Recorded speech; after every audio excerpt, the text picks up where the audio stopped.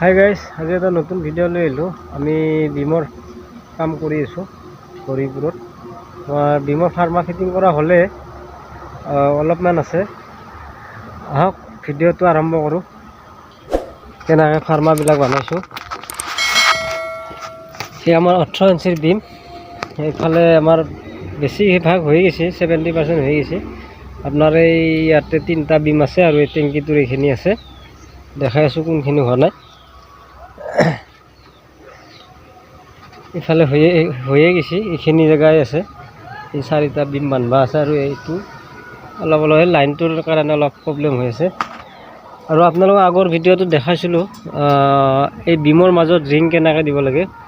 এই আমি ৰিংবিলাক বান্ধি দিছোঁ এনেকৈ, প্ৰত্যেকটা পষ্টতে দিয়া আছে। এই দুটা ৰিং বান্ধি দিছোঁ। কিছুমান মিস্ত্ৰী নিদিয়ে এইটো। এই ৰিংটো দিব লাগে। এই ৰিংটো দিলে তাৰমানে পষ্টৰ ৰডবিলাক তাৰমানে এই ৰডবিলাক ইফাল সিফাল নহয় আৰু ফিটনেছটো ঠিকে থাকে। গতিকে আমি সেইখিনি প্ৰত্যেকটা পষ্টতে দিম, অলপ সময় গেলিও। আৰু মালিকবিলাকে নাজানেও দিছোঁ, দিব লাগে। সেইটো ধৰক লাভৰ কাৰণে চিন্তা কৰিব নালাগে চব টাইমতে।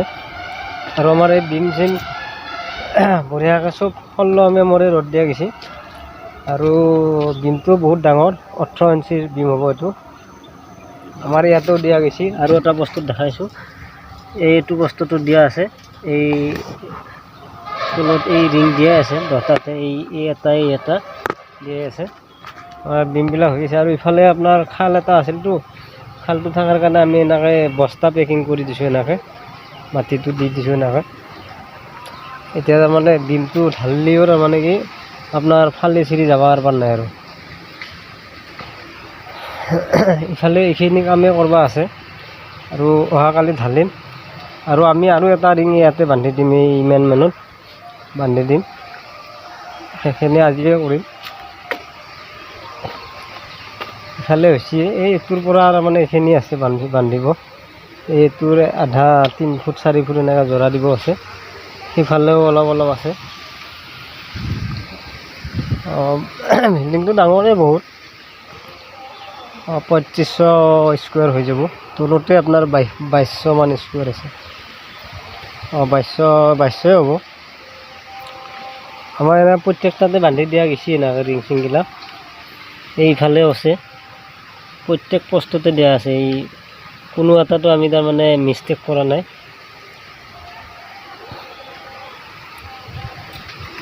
আজি অলপ অসুবিধা হৈছে, হ'লেও আৰু কামখিনি আজি শেষ হ'ব। আৰু বিমবিলাক চিধা হৈছে, বঢ়িয়া চিধা কৰি বন্ধা গৈছে একদম ফাৰ্মাবিলাক। ইফালে ধুনীয়াকৈ সূতা টানি একদম চিধা কৰি বন্ধা গৈছে। আৰু কাভাৰিং চাভাৰিং আমাৰ ঠিকেই আছে। কাভাৰিংটো 1.5 ইঞ্চি কাভাৰিং হৈ যাব।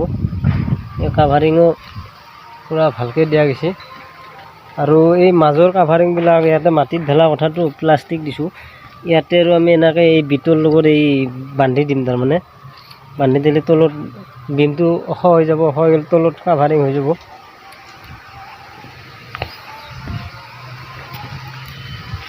ইফালেও এনেকৈ দিব লাগিব, প্ৰত্যেকটা বিমতে মাজত কাভাৰিং দিয়া যাব। এইটো বিমে এনেকৈ পূৰা চিধা হৈছে, 3 কিনা চিধা কৰি বন্ধা গৈছে।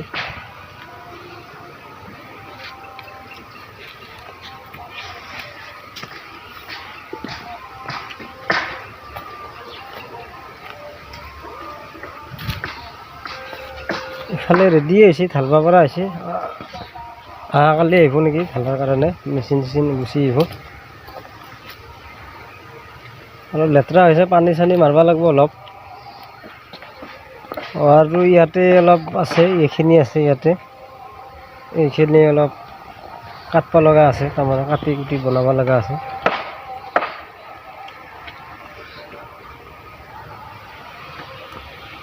এইফালে দেখাই দিছোঁ গোটেইখিনি।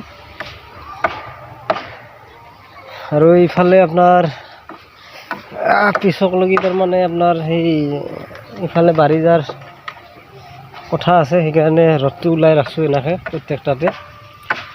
ইফালেও উলিয়াই ৰাখছোঁ।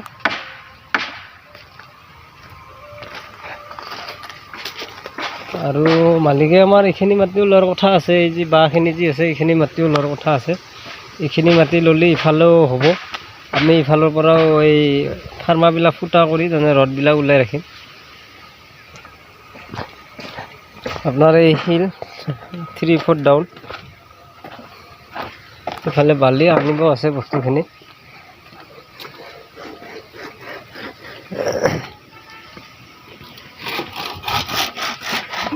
টকটা অলপ কম হৈছিল, কম হোৱাৰ কাৰণে কালি আনিছোঁ। এখনি আনি বনাই আছোঁ, কেইখনমান বনাব লগা আছে।